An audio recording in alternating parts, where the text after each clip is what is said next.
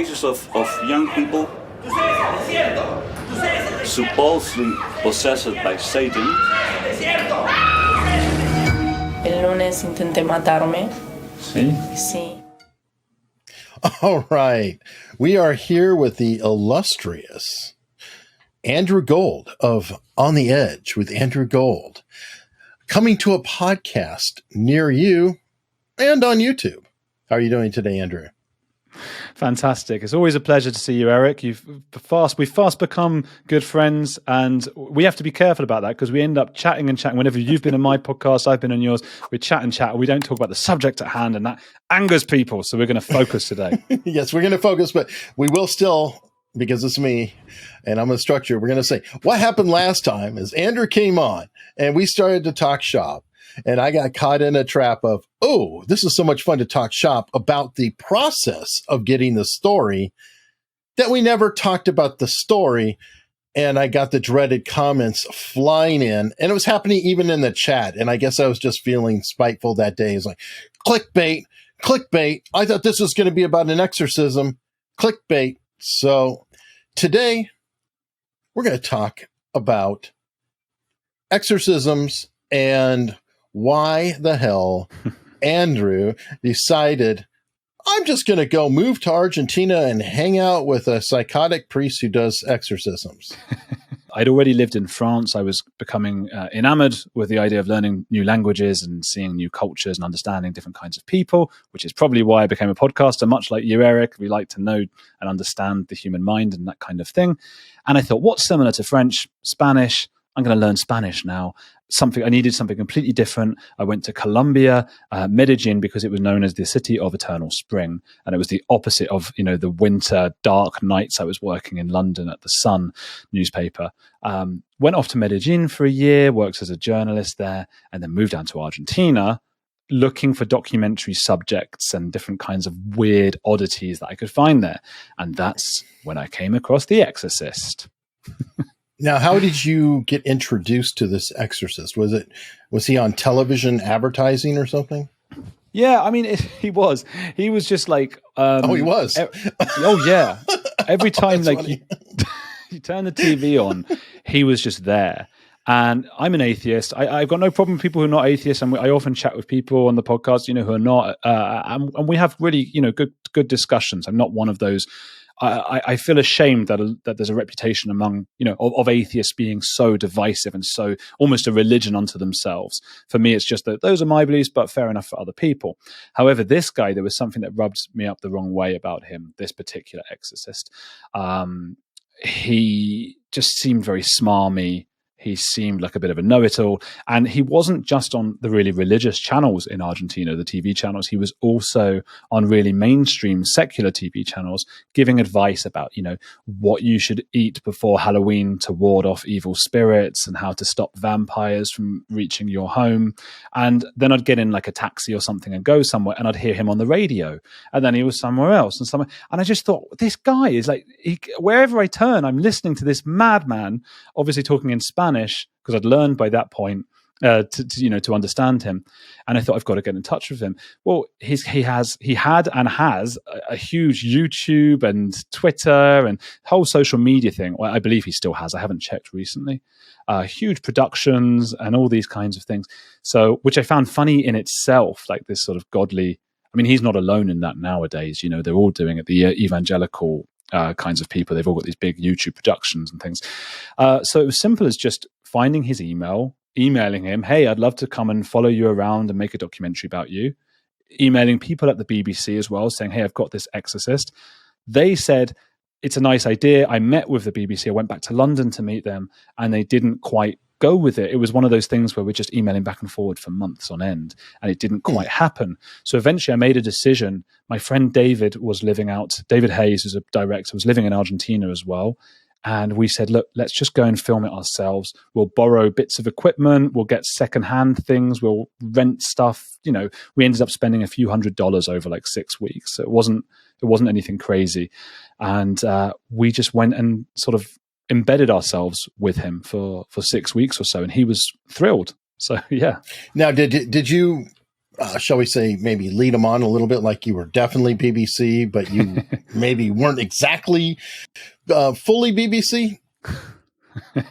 At the beginning, I obviously I said I'm in discussions with the BBC, blah blah blah. Would you like to do this? And he was just like, obviously being very media savvy. This was his big break. He'd had a big YouTube video out before called "The Exorcism of Laura" or Paula, because they changed her name in different videos, which was just this big exorcism, and it got a huge amount of people watching. I think 1 million across different videos of it.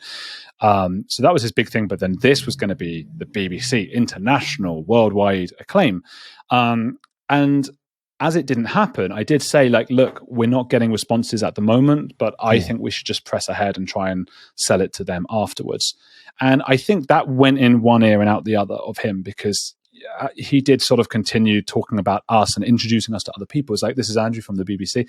And I think I probably tried like once to be like, well, I'm not from the BBC. I'm just a guy with a camera and a friend. But fine, if you want to believe that, then and it helps us get access, then fantastic. Although he did slowly, stop trying to. Yeah, because if things didn't go well. So let's go through the story here. You start following him around. What's the first thing that happened that was interesting? Well, the first thing was, we got there and filmed an exorcism at his church. So he's got this big church out in the impoverished suburbs of Argentina, and he had a woman called Natalia who was being exorcised that day. So this was mine and David's first look at what an exorcism is in real life. And obviously I'd seen some stuff on like Vice Media or, YouTube, whatever, of exorcisms in Mexico and wherever else. And the thing is, when you watch those things, it's very hard to relate, because at the time I didn't speak Spanish, and you always see these like Mexicans, and there is something a bit other about people whose language you don't speak. And I don't know if everybody will relate to this, but like when you watch those kind of things, you just think, oh, what a silly, ridiculous culture thing that I don't understand. How silly and ridiculous. And you don't really necessarily think about the person being exorcised and what's happening to them. That might just be me and a lack of empathy. I don't know. But we then watched this woman getting exorcised.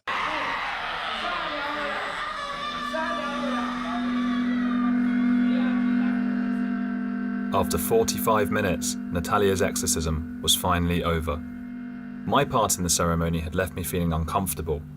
While all the talk had been of demons and angels, to me, it looked more like she'd had some kind of violent seizure. And I was supposed to be taking part.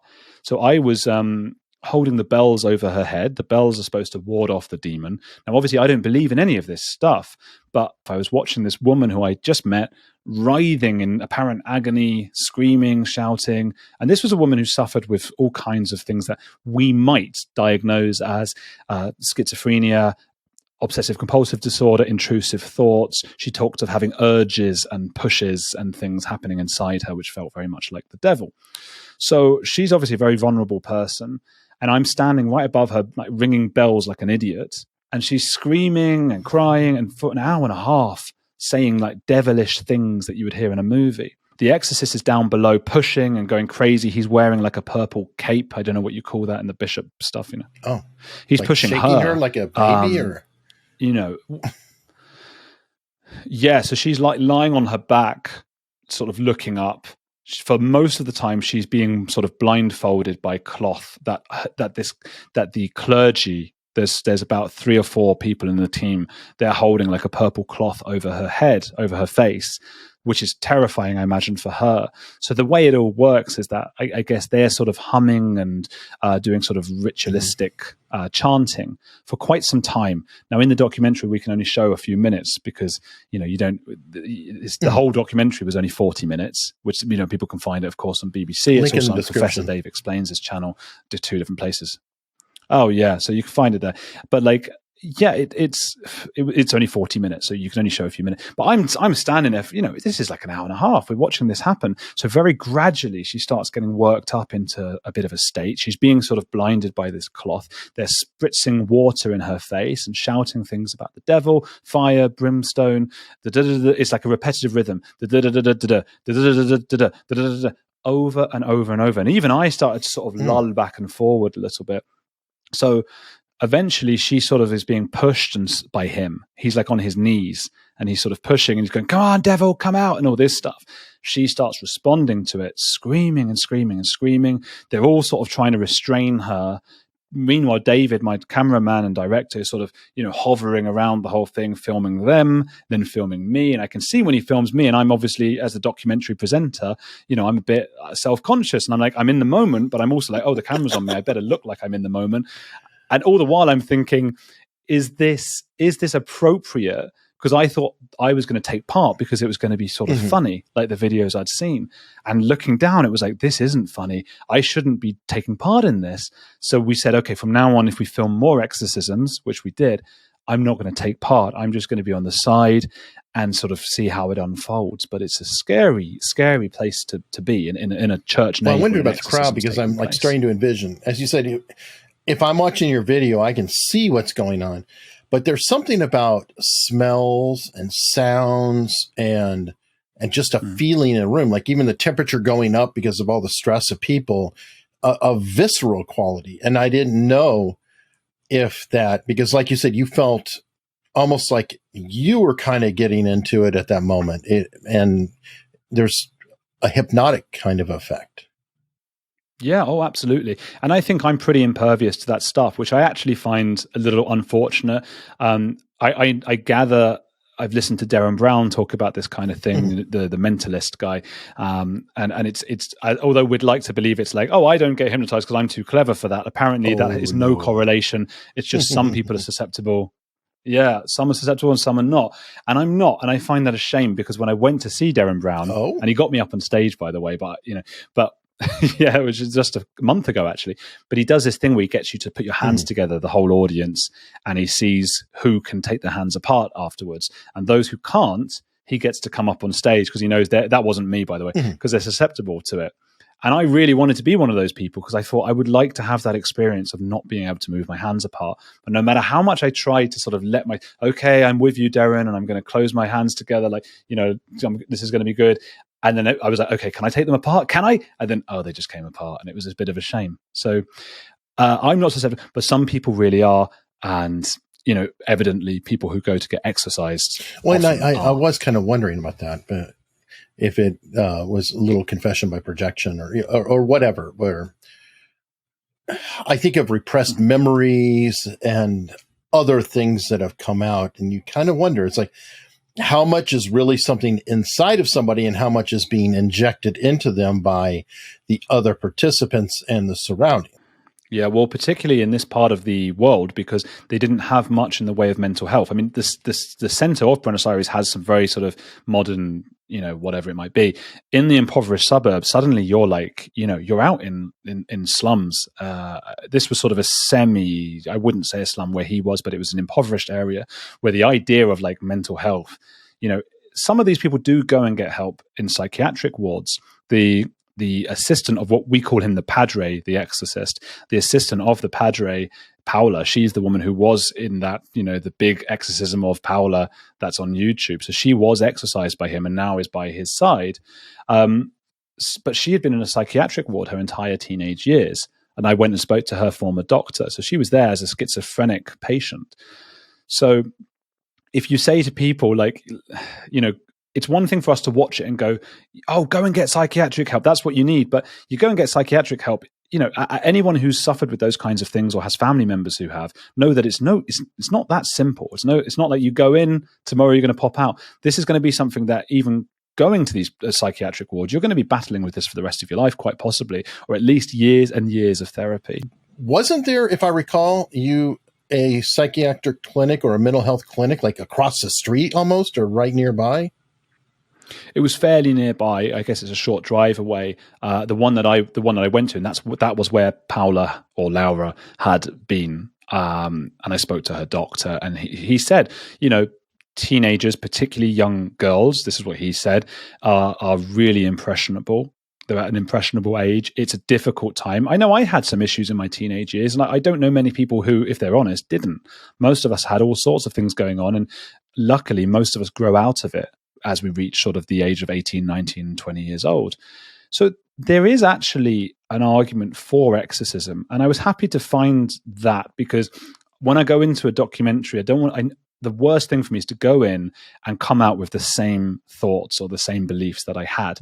And I knew going into this, because I am an atheist, because I don't believe in the supernatural, that unless I was presented with something genuinely supernatural, which I didn't think was going to happen, my mind wouldn't change. And I thought, well, that's a bit of a shame.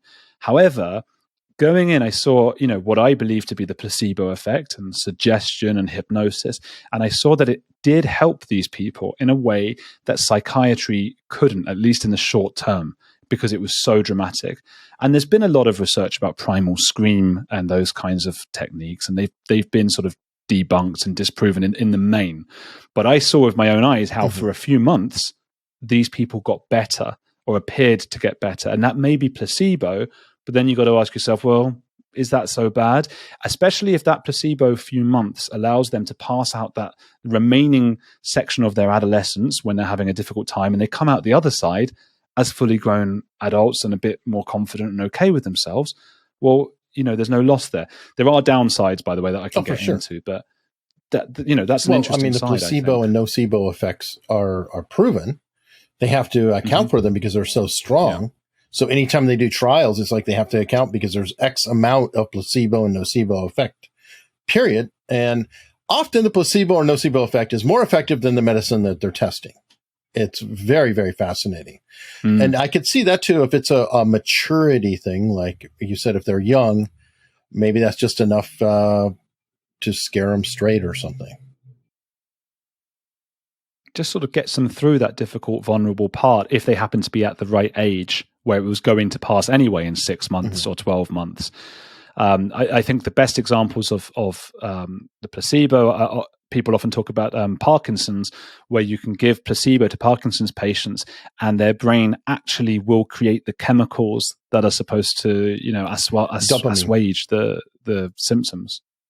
Yeah, quite extraordinary. Okay, so now on that note, obviously we know that there's a dramatic ending because it's a documentary and you had to sell it at some point. So I'm guessing things weren't always positive. You weren't all going kumbaya and just setting up a new exorcism shop. What happened next? Well, as things progressed, I started asking more questions, because there is that downside that if the placebo doesn't work, or if 6 months later they're back to square one when really they should have been spending that time with a psychiatrist, or they now have that horrible memory of an abusive, angry, screaming priest throwing them around on the floor.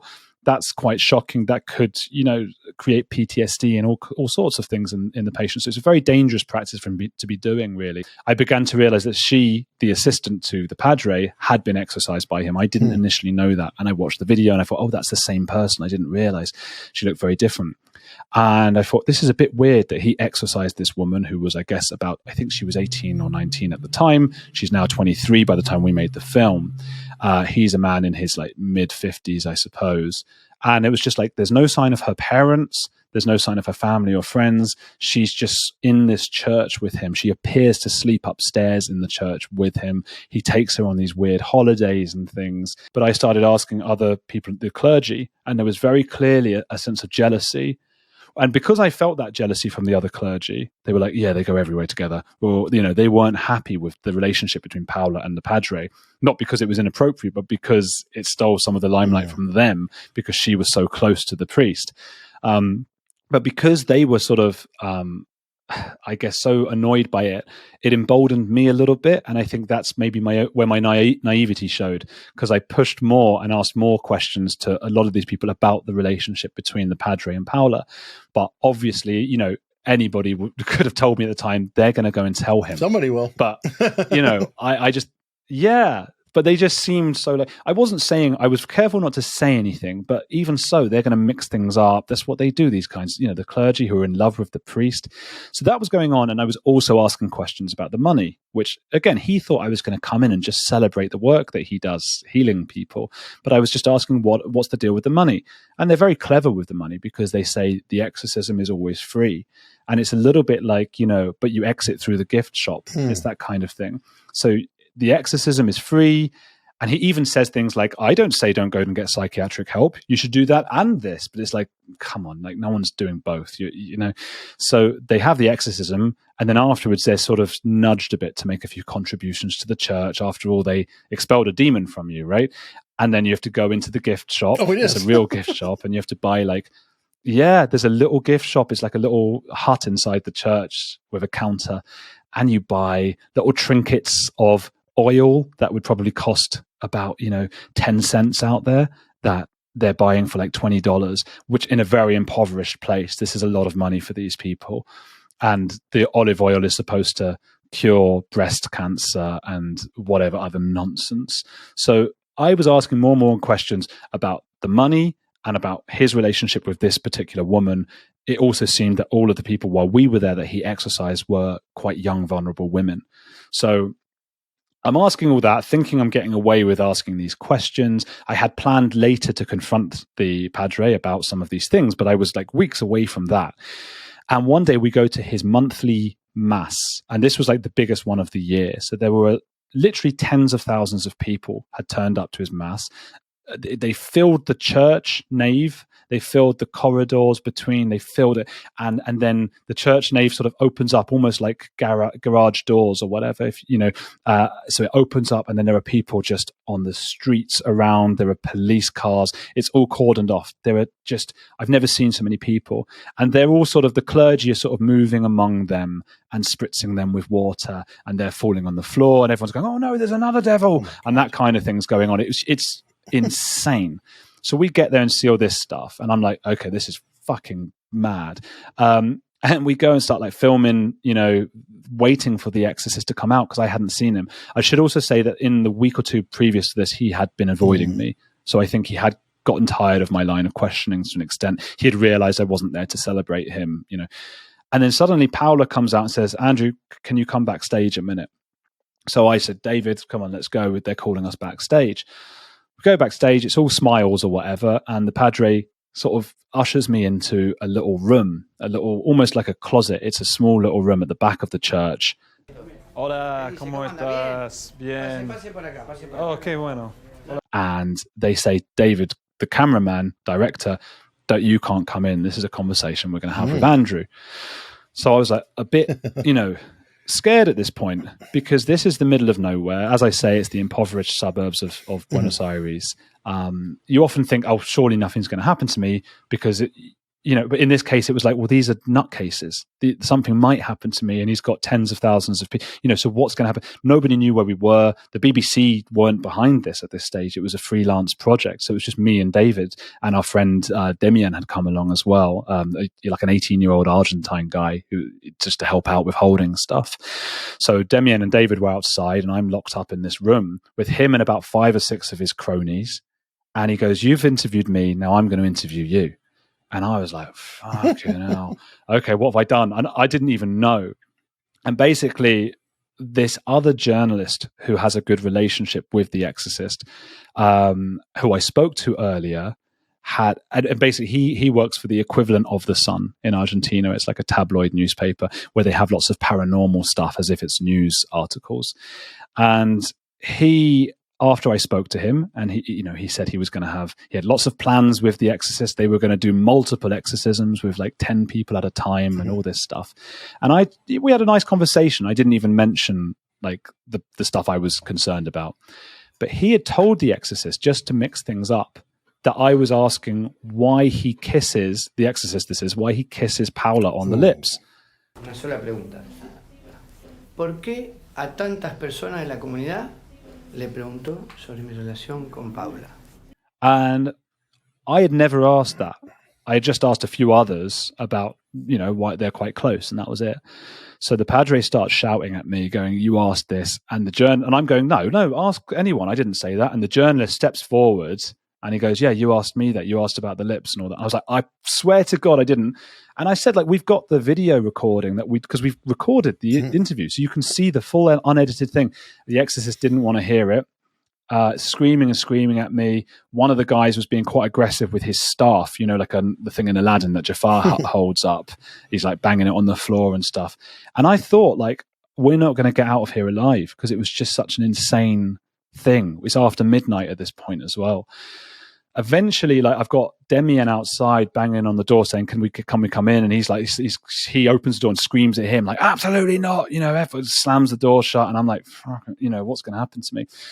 Eventually he did sort of let us out. And I, the whole time I'm sort of saying to him like, well, it's okay. We'll just go back to the people who know we're here, alluding to the fact that people know we're here, even though no one did. No one knew the address. No one knew where we were. Eventually he does come outside, starts screaming at Demian and David and me. Sí, padre. Okay. Sí, padre. Sí, padre. Sí, padre. Sí, padre. ¿Entendió ahora? Sí, padre, diga. Sí, padre. Ahí está. Perfecto, está grabando con eso y ¿sabe qué? ¿Sabe qué? Lo que usted grabe es esto. Usted viene a buscar escándalo acá. And he's saying, this is Argentina, you speak Spanish, because David's Spanish wasn't very good. He's screaming at him. He says, I'm a bishop. And it's like he's making up new statuses for himself every minute. He's, I'm bishop, you don't disrespect me. You're a disgrace, all of you. And I thought, yeah, at any moment, he's going to get his whole like mass of 10,000 people to come in and do away with us. And he's screaming at me about the Falkland War as well. He's saying, actually, he didn't scream that at me. That was when he was walking off. And he ends up walking off and going to his mass. And as he was going off, his microphone was still on, and he was going like, oh, they took the Falklands. I can't trust them. They're British. And it's just mad that a priest is concerned with things like that. And luckily, he just went and did his mass, and we could hear him riling up the crowd. And he's going, there is a devil in amongst us today. There's a devil. And if you see him, and he's saying all this stuff, and me and David are just looking at each other like, okay, no, got to get out of here. And we start sort of running over bodies of people in the corridors of the church. Just they're all on the floor, all on top of each other, like slithering on top of each other. And I'm trying to sort of step over them. David's filming me leave. We get out, and then we're like, even then outside, all his clergy are everywhere. Everyone's still all over the floor. They're like vomiting on the floor on top of each other. It was just the most bonkers scene. And I could still hear his voice booming out about calling me the devil. We sort of just ran with our stuff, and we got to like a road. But even then, it's really dangerous out there to just be with like some equipment on a road in this kind of place. So David then says, mate, you're not going to believe this. I had the cap on the camera the whole time that we were filming you leave. And I was like, well, fuck it. Like, I just said, like, David, like, we're leaving. I don't know how, because usually we'd get home because the church would call us a taxi. They weren't going to do that. It was like a trusted company would come from the city. So we were just screwed. We had to walk around for ages, looking for like some sort of taxi that we could trust as well with all our stuff that we had. But David said, like, we can't end. And by the way, I should say, the whole time he was screaming at me in this room, I had the microphone on my lapel that was still recording. And I had forgotten about that until like the next day. So we got all of that, luckily. But David said, we've got to go back. I was like, we're not going back. And he said, we've got to go back in the church. You're going to have to walk over all the bodies again. We did it. And without the exorcist seeing us, because if he had, that, I don't know what he'd have done. See us, like the nerve to go back into his church after all that. We're climbing over all the bodies, get to the bit where we had been. And then he gets the camera out, turns it on, and films me from behind, again, climbing over all the bodies. Exorcist guy is still going absolutely mad. And we got out, and we walked for ages, got a taxi. And it was only when we got into this taxi, we sort of in the back of the car looking at each other, and we thought, oh, because we thought the film's ruined now. The film's ruined. We didn't get to have the big confrontation where I wanted, on my terms, where I talked to him and say, hey, what's all this? What's that? He did it. And I thought, it's ruined. And he said, we've got this all filmed, and we've got the audio. And maybe instead of a film about exorcism, maybe in the last 10 minutes, it actually turns into a film about a complete nutcase, which is actually more interesting. After the first, half an hour of exorcism, now is a film about a nutcase. And he flew, if you watch that, he flew off the handle and says the most crazy things. And I genuinely think to this day, like, that made the film. That was his own demise. Because if he had just never said anything, never done anything, we probably wouldn't have been able to sell that film to the BBC. So it was his meltdown is what did it. And I suppose, defamed him or whatever in the end. Wow. That is a fabulous story. And I apologize for everybody to make him wait for it, but it was still worth it in the end. Well, thank you. God. So people can find you on the edge with Andrew Gold. On the edge. I'm going to have a link the in edge the with Andrew description, and you'll be Oh. back. Thank you so much, man. Yeah. Thank you, Eric. Thank you to all the. If you come over, if anyone comes over from Eric's channel, tell me you came from Eric. He gets a new wing. He gets new wings every time someone comes over from Eric's channel. I do let him know as well. So We're working on do cash, but let for us now know. it's wings.